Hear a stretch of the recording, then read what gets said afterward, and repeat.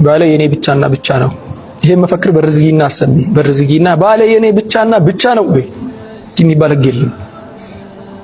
ያንቺና የእህቶችሽ ነው። ሶስት ሰው ይቀረዋል ገና። ወንድሜ ሰላት ላይ በርታ፣ ብር ሰብስብ፣ የሷንም ሐቅ ጠብቅ። ከዚያ በኋላ በሩ ክፍት ነው አባቴ። ያው ወንድማችን እንደተናገረው በእስልምና እንግዲህ አንድ ወንድ እስከ 4 ሴት ድረስ ማግባት ይችላል። ይህ ደግሞ ፈጣሪ የሰራው ህግ ነው በቁርአናቸው አስተምሮ መሰረት ማለት ነው። ስለዚህ አንዲት ሴት ባሌ ከኔ ውጪ እንዲያገባ አልፈልግም ማለት አትችልም። ባይዚ የሴቷ ፈቃድ አይደለም። አላህ የሰጠው ለወንድ ልጅ የሰጠው መብት እስከሆነ ድረስ እሷ ይሄንን መቃወም አትችልም እንደ እስልምና አስተምሮ። ሲጀመር ወንዱ የእሷን ፍቃድ መጠየቅም አይገባውም። በነገራችን ላይ በእስልምና አስተምሮ ቪዲዮን ካገኘሁኝ ያሰማችኋለሁ። ተስማምተናል። ሚስቶቻቸውን ደብቀው የሚያገቡ ሰዎች ኒካሃቸው ሰሂህ ነው። እንኳን ሚስት ማስፈቀድ አይደለም አባት ማስፈቀድ አልተገደድንም። ወንዶች አላህን ፍሩ። አንዳንድ ጊዜ የሴት አስተሳሰብ ጭንቅላታችሁ ውስጥ አታስገቡ። ሴቶቹ ምን ተመርተዋል መስላችሁ? ኡስታዝ ይላሉ። እኔን እኮ ሳይነግረኝ ነው ያገባው እና ይበቃለታል እንዴ ኒካሁ? አዎ ይበቃል። እኔ ሳልስማማ አንቺ ማነሽ? ሚስት እንጂ ምናት አስሉ ወንድ ልጅ እኮ ለአባቱ ሚስቱን ይዞ አባዬ እቺ ሚስቴ ናት አግብቻታለሁ ብሎ ነው የሚያስተዋውቀው እንጂ አባት ሄዶ ካጨነት አልহামዱሊላህ ካላጨ ግን አባት ይስማማ አይስማማ ሸርጥ አይደለም። فما بالك بزوجة السلام عليكم ورحمة الله። ስለዚህ አንድ ወንድ ከአንዲት ሚስቱ ሌላ ለማግባት ከፈለገ ሲጀመር እሷን ማስፈቀድ አይጠበቅበትም፣ ለሷ መንገርም አይጠበቅበትም። ባይዚ እሷን ሳያስፈቅድም ሳይነግራትም ሌላ አግብቶ ምናምን ሚስትና ልጆች ሊኖሩት ይችላል እንደ እስልምና አስተምሮ ማለት ነው። ይህ ግን እንግዲህ ወደ ክርስትና ሲመጣ እንደምታውቁት ስህተት ነው፣ አይፈቀድም። በክርስትና ፖሊጋሚ በፍጹም አይፈቀድም። ፖሊጋሚ ከአንድ በላይ ብዙ ሴት ማግባት ማለት ነው እና አይፈቀድም። መጽሐፍ ቅዱስም ደግሞ ይህንን ያስተምራል። ብዙ ጊዜ እንደዚህ ስንናገር ብዙ ሙስሊሞች አይ እግዚአብሔር አምላክ ይህንን ህግ አልሰራም፣ አንድ ሰው ስንት ሚስት ነው የሚያገባው የሚለውን ህግ አልሰራም ይላሉ። ይህ ፈጽሞ ሮንግ ነው። እግዚአብሔር አምላክ ገና በዘፍጥረት ምዕራፍ 2 ቁጥር 24 ላይ በግልጽ ነግሮናል። ሰው እናትና አባቱን ይተዋል፣ ከሚስቱም ጋር ይጣበቃል፣ ሁለቱም አንድ አካል ይሆናሉ።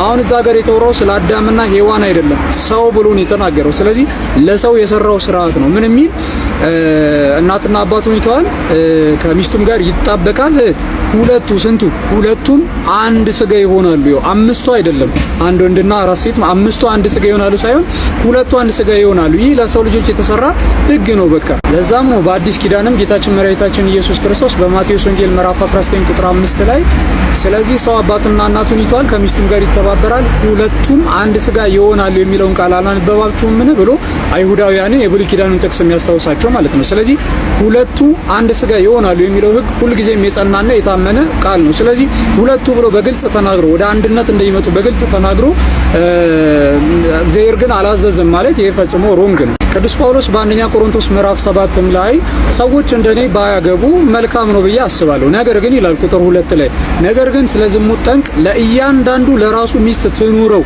ይሄው ለኛ ለክርስቲያኖች የተሰጠ ትእዛዝ ነው። ምን ትኑረው? ሚስቶች ይኑሩት አይደለም፣ ሚስት ትኑረው።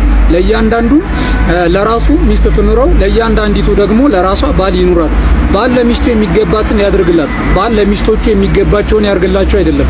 ለሚስቱ ብሎ በሲንጉላር ቨርብ በግልጽ ነው የሚናገረው።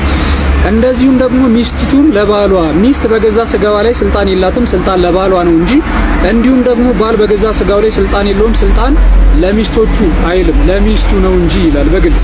ስለዚህ መጽሐፍ ቅዱስ በግልጽ ይህንን ነገር ይናገራል። በአንደኛ ጢሞቴዎስ ምዕራፍ 3 ላይ ስለ ቤተ ክርስቲያን አገልጋዮች ሹመትን ስለሚቀበሉ ኤጲስቆጶሳት መጽሐፍ ቅዱሳችን ሲናገር በግልጽ ምን ይላል?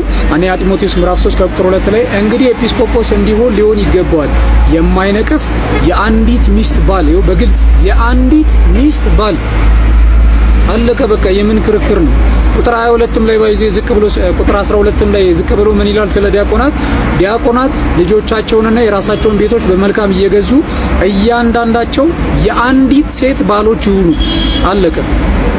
ሰው መጽሐፍ ቅዱሳችን ክርስቲያኖች በግልጽ አንዲት ሴት ብቻ ሚስታቸው እንድትሆን ያዛል። ስለዚህ መጽሐፍ ቅዱስ ይህንን አያዝም የሚለው ፍጹም ሮንግ ነው። ሲጀመር ብዙ ጊዜ እንደሌላ አመክንዮ የሚያነሱት በብሉይ ኪዳን የነበሩ አንዳንድ ነገስታቶችና ታላላቅ ሰዎች ያገቧቸው ብዙ ሴቶችን ነው የሚያነሱት። በነገራችን ላይ በጄዊሽ ካልቸር ራሱ ሁሉም ሰዎች ፖሊጋሚን ይቀበሉ ነበር ወይም ደግሞ በካልቸራቸው ውስጥ ፖሊጋሚ ነበረ ወይ ሲባል መልሱ የለም ነው። እንደዚህ በጄዊሽ ካልቸር በካልቸር ደረጃ የለም። እንደዛ የሚያደርጉ ሰዎች አሉ ወይ? የስ አሉ። ክርስቲያኑ ነው ሙከ ይሄንን ፕራክቲስ የሚያደርጉ ሊኖሩ ይችላሉ። ግን ሮንግ ነው፣ ስህተት ነው። የተፈቀደ ነገር የለም በመጽሐፍ ቅዱስ ላይ ይህንን እንዲሁኑ ብሎ ብዙ ሴትን የማግባት እንትን ትእዛዝ የለም። የተፈቀደም ነገር ፈጽሞ የለም። በአዲስ ኪዳን ደግሞ ስትሮንግሊ ፈጽሞ የለም። ሌላኛው አንዳንድ ሙስሊሞች ብዙ ሴት ስለማግባት የሚያነሱት አመክንዮ ምን አይነት ነው? አይ ብዙ ሳታገቡ በየጭፈራ ቤቱ እየሄዳችሁ ከሴቶች ጋር ተዳሩ፣ ዝሙት ከመፈጸም ይሻላል ምናምን ይላሉ። ይሄ በነገራችን ላይ ሮንግ ነው። ዝሙት መፈጸም እኔ 4 ሚስት ማግባት መፈለጌን ሳይሆን የሚያሳየው የኔን ብልግና ነው። ስለዚህ አሁን እናንተ እያላችሁ ያላችሁት እኛ 4 ሚስት የምናገባው ባለጌ ስለሆንን ነው፣ በአንዲት ሴት መርጋት ስለማንችል ባለጌዎች ስለሆንን ነው 4 ሴት የምናገባው እያላችሁ ነው ማለት ነው። ስለዚህ ባለጌ ስለሆናችሁ ከሆነ ደግሞ ምናልባት ይሄን ቃል ለመጠቀም በጣም ይቅርታ ባይዘ ባለጌ ስለሆናችሁ ከሆነ ደግሞ አንድ ወንድ 4 ሴት ለማግባት ገንዘብ ሊኖረው ይገባል፣ ሀብት ሊኖረው ይገባል፣ እኩል ማስተዳደር ሊችል ይገባል የሚለው እንትን ስርዓት ስህተት ነው ማለት ነው። ለምን?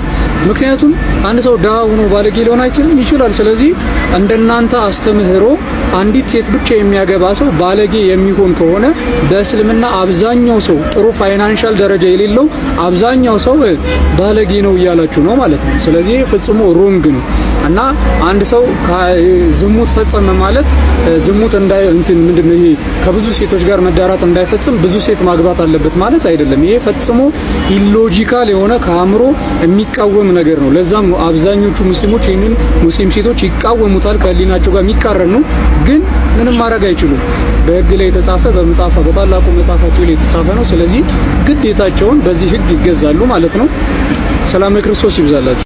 ወንድ ልጅ ለአንድ ሴት ልጅ አይደለም የተፈጠረው።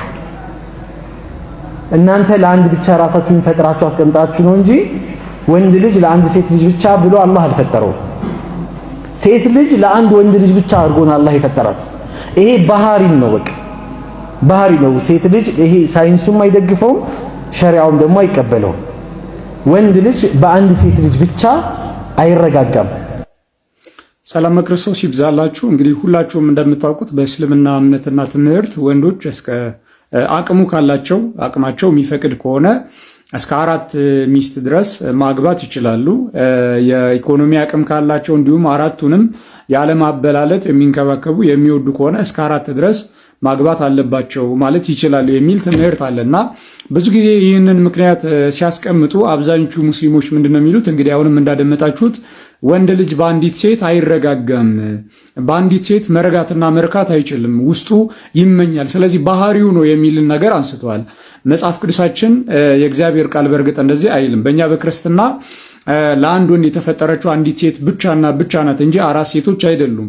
እንግዲህ አዳም ተፈጥሯዊ ማለት ወንድ ልጅ ተፈጥሯዊ ባህሪው ነው ከተባለ እንግዲህ ወደ ፍጥረት መጀመሪያ ወደ አዳም መሄድ ግዴታ ይሆንብናል እና በመጽሐፍ ቅዱሳችን ላይ እንደምንመለከተው በዘፍጥረት ምዕራፍ 2 ስለ መጀመሪያው ሰው ስለ አዳም ቁጥር 18 ላይ እግዚአብሔር ሲናገር እንደዚህ ይላል። እግዚአብሔር አምላክም አለ ሰው ብቻውን ይሆን ዘንድ መልካም አይደለም፣ የሚመቸውን ረዳት እንፍጠርለት። ተመልከቱ፣ የሚመቸውን ረዳቶች እንፍጠርለት አይደለም የሚለው ረዳት እንፍጠርለት አለ። ቁጥር 1 ላይ ዝቅ ብላችሁ ስታነቡ ምን ይላል? እግዚአብሔር አምላክም በአዳም ከባድ እንቅልፍን ጣለበት፣ አንቀላፋም። ከጎኑም አንዲት አጥንትን ወስዶ፣ ስንት አጥንት? 4 አጥንት ወይስ አንዲት? አንዲት አጥንት ወስዶ ስፍራውን በስጋ ዘጋው። እግዚአብሔር አምላክም ከአዳም የወሰዳትን አንዲት አጥንት ሴት አድርጎ ሰራት። ስንት አጥንት? አንዲት አጥንት ሴት አድርጎ ሰራት። ወደ አዳምም አመጣቸው ነው አመጣት። ሴቶች አድርጎ አይደለም ይሰራት፣ ያቺን አንድ አጥንት ሴት አድርጎ ነው ይሰራት፣ አንዲት ሴት ማለት ነው። አዳምም አለ ይህች አጥንት ከአጥንቴ ስጋም ከስጋዬ ናት፣ እርሷ ከወንድ ተገኝታለችና ሴት ትባላለ። እነዚህ አጥንቶቼ አይደለም ያለው፣ እነዚህ ስጋዎቼ አይደለም ያለው፣ ይህች አጥንቴ አንዲት ሴት ናት ለአዳም የተፈጠረችው። ስለዚህ ቁጥር 24 ላይ ምን ይላል? ስለዚህም ሰው አባትና እናቱን ይተዋል፣ በሚስቱም ይጣበቃል፣ ሁለቱም አንድ ስጋ ይሆናሉ። ስንቱ? 5ቱ 4 ሴትና 1 ወንድ ማለት ነው። 5ቱ አንድ ስጋ ይሆናሉ ነው። ሁለቱ አንድ ስጋ ይሆናሉ። አዳምና ሚስቱ ሁለቱም ራቁታቸውን ነበሩ፣ አይተፋፈሩም ነበር እያለ ይቀጥላል ማለት ነው። በመጽሐፍ ቅዱሳችን ላይ በተለይም በብሉይ ኪዳን እጅግ በጣም በርካታ ሰዎችን ያገቡ ሰዎች ነበሩ። የስ ነበሩ። ታዲያ እነርሱ እግዚአብሔር ፈቅዶ ነው ወይ? ኖ። ባህሪያቸው ስለሆነ ነው ወይ? ኖ። የተፈጥሯዊ ግዴታቸው ወይ ተፈጥሯዊ ባህሪያቸው ሆኖ ነው እንደዚህ የሚባል የክርስትና ትምህርት የለም፣ ፈጽሞ የለም። በአዲስ ኪዳንም ላይ ለምሳሌ ቅዱስ ጳውሎስ ክርስቲያኖችን ሲመክር ባል ለሚስቶቹ እያለ አይደለም የሚመክረው። ባል ለሚስቱ እንዲሁ ያድርግላት፣ ሚስትም ለባሏ እንደዚህ ታድርግላት እንጂ ሚስቶች ለባላቸው እንደዚህ ያድርጉላት እያለም ፈጽሞ አያስተምርም። አንደኛ ጢሞቴዎስ ምዕራፍ 3 ላይ ስለ ዲያቆናት ስለ ቀሳውስት ሲናገር የአንዲት ሚስት ባል ይሁኑ ነው የሚለው። ስለዚህ በመጽሐፍ ቅዱሳችን ላይ በክርስትና ትምህርት ለአንድ ወንድ የተፈጠረችው አንዲት ሴት ብቻ ናት። በነገራችን ላይ አንድ ወንድ በአንዲት ሴት አይረጋም ተብሎ በጣም በሚያስገርም ሁኔታ በአንዲት ሴት ስለማይረጋ ሁለት አይደለም የተፈቀደለት። ይገርማቸዋል። በሁለት ሴትም አይረጋም፣ ሶስት አይደለም የተፈቀደለት። ይገርማቸዋል። በሶስት ሴትም ስለማይረጋ በእስልምና ትምህርት 4 ሴት ነው የሚፈቀድለት። ለምን ሲባል ምክንያቱም ወንድ ልጅ በአንዲት ሴት አይረጋ። ስለዚህ እስከ 4 ድረስ በቃ 4 አግብቶ ነው ይሄ በክርስትና ፈጽሞ መጽሐፍ ቅዱሳዊ ያልሆነ ትምህርት ነው። እንደዚህ የሚባልም ትምህርት ፈጽሞ የለም። እጅግ በጣም በርካታ ትዳራቸውን የሚያከብሩ ለአንድ ሰው ተወስነው የሚኖሩ ሰዎች በዓለም ላይ እጅግ በጣም በርካታ ወንድ ልጆች አሉ። የማንኛውም ወንድ ተፈጥሯዊ ባህሪ ነው ብሎ ፈጽሞ የተፈጥሯዊ ወንድ ባህሪ ያልሆነን ነገር የአንዳንድ ወንዶችን የዝሙት ምኞት ብቻ ያንን ተፈጥሯዊ ባህሪ አድርጎ መናገር ፈጽሞ ስህተት ነው። በሚያስገርም ሁኔታ ደግሞ ይህንን ነገር ክርስትናው ብቻ ሳይሆን በእርግጠኝነት አብዛኞቹ የሙስሊም ሴቶችም ይህንን ነገር አእምሯቸው ሊቀበል እጅግ በጣም ይከብዳል። ነገር ግን ቁርአናቸው ላይ ስላለ አላህ ስላዘዘ አብዛኞቹ በቃ አእምሯቸውን አሳምነው ደስተኛ ሆነው ለመቀበል ይሞክራሉ እንጂ የአብዛኞቹ ሙስሊም ሴቶችም አእምሮ ፈጽሞ አይፈቅድላቸውም። እና ይህ ፈጽሞ የፈጣሪ ሕግና ትእዛዝ ነው ብለን እኛ አናምንም። ፈጣሪ ለአዳም የፈጠረለት አንዲት ሴትን አንዲት ሔዋንን ብቻና ብቻ ነው። ሰላም ክርስቶስ ይብዛላችሁ። ከቁርአን ውጭ ራሱ ከጻፈው መጽሐፍ ውጭ ለሱ ምስክር አለው። ለነብዩ መሐመድ አለ ማን አሉ ነቢያቶች አሉ። እስኪ አምጣልኝ አንድ ነብይ። ኦኬ የተጻፈ እንዴት ብዬ ላምጣል? መጽሐፉን በራርዛችሁ አበላሽታችሁታል። እንዴት ብዬ ላምጣው? here we go። ታሪክ የታምጥተ ነው ምስክር አለው ያልከኝ እኮ አሁን ምን መሰለህ ከአንተ የምትጠይቀኝ ጥያቄ ወደ አንተ ናምጣውና እስቲ መልሰው ከአላህ መልእክተኛ ነኝ ላለ ሰው ምስክር ማለት ነው። ሳባዎች አልኩህ እኮ ሲጀመር አንደኛ ቁርአኑ ከዛ በፊት አሁን ከቁርአን በፊት ራሱ ከጻፈው መጽሐፍ ውጭ ለሱ ምስክር ማለት እኮ መጽሐፉ አልኩህ እኮ አልሰማኝም። ራሱን የጻፈው መጽሐፍ ጃቢር አንተ ለጻፈው ራሱ ነብዩ መሐመድ አይደለም መጽሐፉን የጻፉት። ነብዩ መሐመድ አይደለም የጻፉት። ነብዩ መሐመድ ማንበብና መጻፍ አይችሉም። እሱማ እየተናገረ ጻፈ። ያው ጻፉት። እሱ እየተናገረ ግን ሐሳቡ እሱ ነው። እሱ ያልተናገረው ነው እንዴ ጻፉት ሌሎቹ? አይ የእሱ ሐሳብ አይደለም የአላህ ሐሳብ ነው። እሱ ነው ማለት ከአላህ መሆኑን በምን አወቅን እኮ ነው። መጽሐፉ ይነግርሃል አልኩህ እኮ። መጽሐፉ ትክክለኛ መሆኑን በምን እንወቅ? መጽሐፉን አንብቦና ይዋ ትክክለኛ መሆኑን እንዴት ነው ቁርአን ትክክለኛ መሆኑን በቁርአን? እስቲ አንተ ደግሞ ይሄን ሁላ ጠየቀኝ። እስቲ ደግሞ እኔ አንድ ጥያቄ ልጠይቅ። አንድ ሰዓት መልስልኝ። ምንድነው አንድ የምትመልስልኝ? እኔ የምችለውንማ መለስኩልክ እኮ። ሰርኩላር ሪዝኒንግ ፋላሲ። ሙስሊሞች ከዚህ ፋላሲ ፈጽሞ መውጣትና መላቀቅ አይችሉም። መጽሐፉ ሙሐመድ ሳባዎች፣ መጽሐፉ ሙሐመድ ሳባዎች፣ መጽሐፉ ሙሐመድ ሳባዎች። ከዚህ ውጪ ምንም አይነት ማስረጃ የለም ያ መጽሐፍ የፈጣሪ ቃል እንደሆነ ማለት ነው። ምክንያቱም ማንም ሰው ሙሐመድ ያንን መገለጥ አገኘሁኝ አላህ እንዲህ ያለ ብሎ ሲናገር ማንም ከሙሐመድ ውጪ ማስረጃ ሊኖር አይችልም። በቃ ሙሐመድ ነው እንደዚህ ሰሞኝ እንዲህ ያለ እያለ የሚናገረው። ማንም አላህ ሲናገር የሰማ የለም። በእርግጥ ሙሐመድም አላህ ሲናገር አልሰማም። ጅብሪል ነው ገለጠልኝ ያለው። ማንም ጅብሪልም ሙሐመድን ለሙሐመድ ሲነግረው የሰማ ፈጽሞ የለም። ስለዚህ ዞሮ እዛችሁ ነው ማለት ነው። ዞረ እዛችሁ ሪሳይክል ማድረግ ነው እዛችሁ ጋር ማለት ነው። ክርስቲያኖችስ ይህንን ጥያቄ ቢጠየቁ ግን እንዲህ አይነት ነው መልሳቸው። ኧረ በፍጹም እንደዚህ አይነት ሰርኩላር ሪዝኒንግ ፋላሲ አይሰሩም። እኛ ክርስቲያኖች መጽሐፍ ቅዱስ የእግዚአብሔር ቃል እንደሆነ ማስረጃችሁ ምንድነው ቢባል እጅግ በጣም በርካታ ኤክስተርናልም ኢንተርናልም ማስረጃዎችን ማስቀመጥ እንችላለን። በመጽሐፍ ቅዱስ ሪዝነብል የሆኑ ሎጂካል አርጊውመንቶችን ማቅረብ እንችላለን። ከመጽሐፍ ቅዱስ ውጭ ያሉ ሳይንቲፊካሊ የአርኪኦሎጂስቶች ሂስቶሪካል በጣም በርካታ ማስረጃዎችን የእግዚአብሔር ቃል እውን የፈጣሪ ቃል መሆኑን በበርካታ በብዙ መንገድ ማስረጃ ማቅረብ እንችላለን። ወደ እስልምና ሲመጣ ግን የለም፣ ተሽከርከረ እዛው ነው። ምክንያቱም ምንም አይነት ሌላ ኤቪደንስ ስለሌለ ማለት ነው። ይህንን እምነት ትክክለኛ የፈጣሪ መጽሐፍ ነው ብሎ ተቀብሎ አምኖ የሚኖር ሰው እጅግ በጣም የሚያስገርም ነውና መጽሐፍ ቅዱስ ግን የእውነት የእግዚአብሔር ቃል ነው። ምንድነው ማስረጃዎችና ማረጋገጫዎች ውስጥ የሚለውን እግዚአብሔር ቢፈቅድ በቀጣይ ማስረጃዎች እናያለን። ሰላም ክርስቶስ ይብዛላችሁ። እፎይ ለሕግ ይቅርብ የምትሉ ሰዎች ቅድሚያ እነዚህን የእናንተው ልጆች ለሕግ አቅርቡና ከዛ በኋላ እፎይን የምርም ወንጀል ሰርቶ ከሆነ ለሕግ ማቅረቡን እኛም እንተባበራችኋለን። እስኪ አርምጣቸው እነዚህ ልጆች። እንግዲህ የኢየሱስ ክርስቶስን እብደትና ውሸት የጳውሎስን ቅዠት ለማስቀጠል እየተሯሯጡ ይገኛሉ ማለት ነው። ስለዚህ ኢየሱስ ክርስቶስ እዚህ ጋር በሁለቱም ዋጅቷል ማለት ነው። ውሸት ደግሞ ዲያብሎስ የሚያደርግ ከሆነ ኢየሱስ ክርስቶስ ዲያብሎስ ነበር። በመቀጠል ደግሞ ኢየሱስ ክርስቶስ እጁን ሳይታጠብ የሚበላ በሽተኛ የአእምሮ ችግር አክል የነበረበት ሰው ነው ማለት ነው። ስለዚህ ይሄ በዚህ ሰውዬ መመራትን በፍጹም የሚቻል ሰው አይደለም። ስለዚህ ነው ሰዎች ክርስቲያኖች አሁንም የኢየሱስ ክርስቶስን እብደት ለማስቀጠል እየተሯሯጡ የሚገኙት ማለት ነው። ወሰላሙ አለይኩም። ክርስቲያኖች እንግዲህ የኢየሱስ ክርስቶስን እብደትና ውሸት የጳውሎስን ቅዠት ኦሆላና ኦሆሊባ ሸርሙጦች ናቸው። እግዚአብሔር አግብቷቸዋል፣ ልጆች ወልዶባቸዋል። መልሱን አምጣ። ዝሙት ነው አይደለም? ይሄ አስወጣው። ይሄንን ባለጌ ዝሙት ነው አይደለም? አንተ ባለጌ ደደብ፣ የመጨረሻ ውሻና አንተ እኮ እኔ ልክ ነግሬሃለሁ ቴሌግራም ላይ ተመልከት። እዚህ ጋር እግዚአብሔር ዲስቨርጅ አድርጓት ይችን ሕፃን ልጅ ደም በደም አድርጓት ምን እንደሰራ ይሄንን በወንጀል በእርግጥ ይሄንን የሚወነጅል የሆነ የፍትሐ ብሔር ሕግ አለመኖሩ ነው እንጂ ይሄ ወንጀል ነው፣ ያስከስሳል። አላችሁ ነው ያንተ አምላክ ኢየሱስ ለአንድ ሰዓት ያክል ከንፈር ስሟል፣ የትልቅ ሰውን ከንፈር።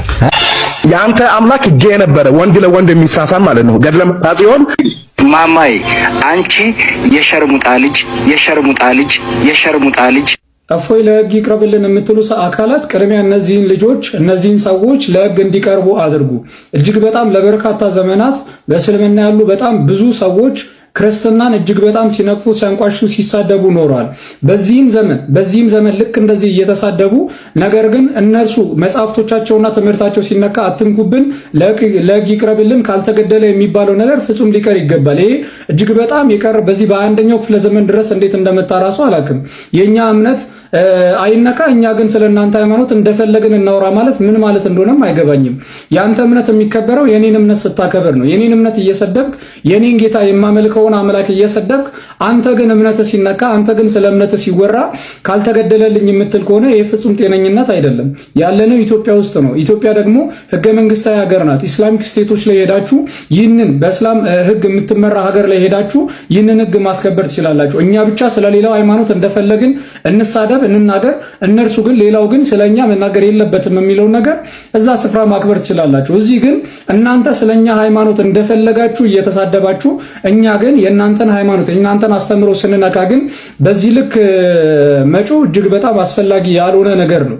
ዛሬ እፎይ ቢታሰር እንደነዚህ አይነት ልጆችን ካላስቆማችሁ፣ የራሳችሁ ልጆች ካላስቆማችሁ በቀር እንደ እፎይ አይነቶች ደግሞ እጅግ በጣም ገና በርካታ ሆነው ተነስተው የባሰ በእስልምና ላይ ያለውን እያንዳንዱ ነገር እያነሱ ይነቅፋሉ፣ ይተቻሉ። ስለዚህ መከበርን ከፈለጋችሁ ሲጀመር ሌላውን እምነት አክብሩ።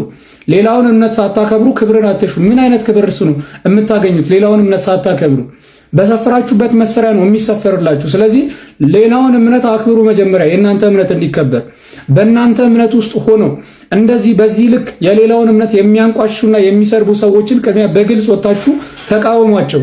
በግልጽ ወጣችሁ እስኪ ለሕግ አቅርቧቸው። ከዛ ያኔ እኛም እንተባበራችኋለን። ወንጀል የሰሩ ሰዎችም ለሕግ እንዲቀርቡ እኛም እናግዛችኋለን። ሰላም ክርስቶስ ይብዛላችሁ። ግድሜ ርዕስ ግዕዝ አንማርም አያሳዝንም ወይ? በግዕዝ ስም ቅምጥቃት ግልጽ ማሳያ ነው ይህ የእናንተ ውድቀት። ለካ ተረት እንጂ የላችሁም እውቀት። ያለ ብዙ ዘመን ሀገር የዘረፈው እንደ አየር ላይ ፊኛ ከላይ የገዘፈው እጅ ግልፍ ተረት ለትውልድ የዛገው አሁን በዚህ ዘመን ዘግቶ ወር ደረፈው። የተንቆል አለቃ የሴራ ቀማሪ አንፈል አንፈልግም ጭራሽ ቄስ አስተማሪ አንፈልግም ጭራሽ ቄስ አስተማሪ ደብተራና ጠንቋይ ቀሲስም ዘማሪ ግፍ በየዘመኑ ቢወሰንብንም ያገር ፍቅር ይዞን ችሎናል ሁሉንም ዝምታ ፍርሃት ስለመሰላችሁ በጥላቻ ተረት ተዘክቶ አይምሯችሁ መተት እናስተምር በግድ ካላችሁ ክልሉም ችኮናል እንኳን ግዕዛችሁ ክልሉም ችኮናል እንኳን ግዕዛችሁ የእምነቶችን ጉንጮ እስላምን ይዘናል ሁለት ሶስት ሳንል በአንድ አምላክ አይመናል መተታችሁ እንጂ ምን ይቀርብናል በዚህ ከቀጠሉ በቋማቸው ዘንተው በጀርባ ተማክረው ሴራ ሸፍጥ ሰርተው ሙስሊሙ ተገዶ ከእንቅልፉ ይነቃል አዲስ የትግል ስልት በቅጽበት ያጸድቃል እስከ ዛሬ ቻለ አሁን ግን ይበቃል። ለሶስት አካላት ጥያቄ አለኝ። የመጀመሪያው ጥያቄ ለሙስሊሞች ነው። ሙስሊሞች ይህንን ጥያቄ እንድትመልሱልኝ ይፈልጋለሁ። ነብዩ መሐመድ ድግምት ተሰርቶበት ከሚስቱ ጋር ሳያደርግ ብቻውን ሆኖ ያደረገ ይመስል የነበረው በግዕዘኛ ነበር እንዴ ድግምት የተሰራበት? ለምን ታዲያ አረብኛን ትማሩታላችሁ? ለምን ታዲያ አረብኛን ታጠኑታላችሁ?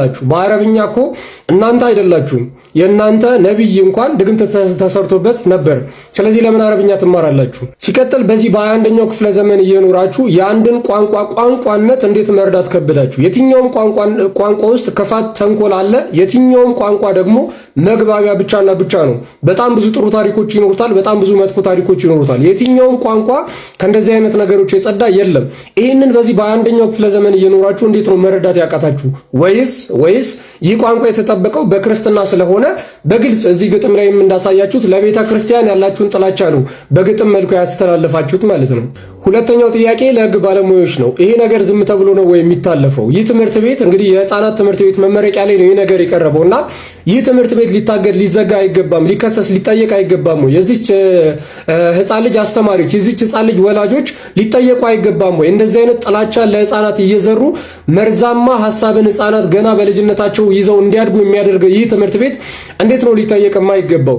እነዚህ ህፃናት በዚህ መልኩ አድገው ነገ እንዴት ነው ለሀገር የሚጠቅሙ ህፃናት የሚሆኑት? የቋንቋን ምንነት አሁን እቺ ህፃን ተረድታ ነው እንዲህ እየተናገረች ያለችው? የቄስን ምንነት አውቃ የቤተክርስቲያንን ማንነት አውቃ ነው? ቀሲስ ዘማሪ እንደዚህ እያሉና ኢቭን ግጥሙ ላይ የሽብር ንግግር ሁላ አለው። ለትግል እየተዘጋጁ እንደሆነ እንኳን ትናገራለች እቺ ህፃን ልጅ ማለት ነው። እቺን ህፃን ልጅ አንደበት አድርገው በዚህ ህፃን ልጅ በኩል ሐሳባቸውን ያስተላለፉ ሰዎች ሊጠየቁ አይገባም? ከህግ አንጻር እንዴት ነው የሚታዩት? ይህንን ነገር የህግ ባለሙያዎች የሆነ ነገር እንድትሉን እንፈልጋለን። ሶስተኛ ላይ ደግሞ ልጠይቅ የምፈልገው የእኛን ቤተክርስቲያን አባቶች ነው። አባቶቻችን ይህ ምናልባት ይህ ቪዲዮ ከደረሳችሁ ዛሬስ ይህንንም አይታችሁ ዝም ነው ወይ የሚባለው? ስለዚህ ነገር ምንም አትሉም ወይ? ለምንድነው እስካሁን ድረስ ከእናንተ ምንም እየሰማን ያልሆነው? ቢያንስ በቤተ ክህነት ደረጃ እንኳን ምንም ባልሰማ በሀገረ ስብከቱ ሊቀ ጳጳስ መግለጫ ሊሰጥ ይገባል። ስለዚህ ጉዳይ ትምህርት ቤቱ ሊጠይቅ ይገባል። ወላጆቿን ሊጠይቅ ይገባል። የዚችን ህፃን አስተማሪዎች ሊጠይቅ ይገባል። ሀገረ ስብከቱ እንዴት ነው ይህ ትምህርት ቤት ዝም የሚባለው? እንዴት ነው ይህንን ለጥፋት በዚች ህፃን በኩል ያስተላለፉ ሰዎች ሊጠየቁ የማይገባው? አባቶቻችን ለምንድን ነው ዝም ያላችሁት? ዛሬም እኛ ሚዲያ ላይ ያለን ወጣቶች የሆነ ነገር ተናግረን ከዛ አንዱ ተናግሮ ይታሰር እሱን ነው የምትጠብቁት? እናንተ መች ነው መናገር የምትጀምሩት? ቤተክርስቲያንን እንዲህ በዚህ ልክ ሲሰድቡ እንዴት ነው ዝም አስችሏችሁ ዝም ያላችሁት?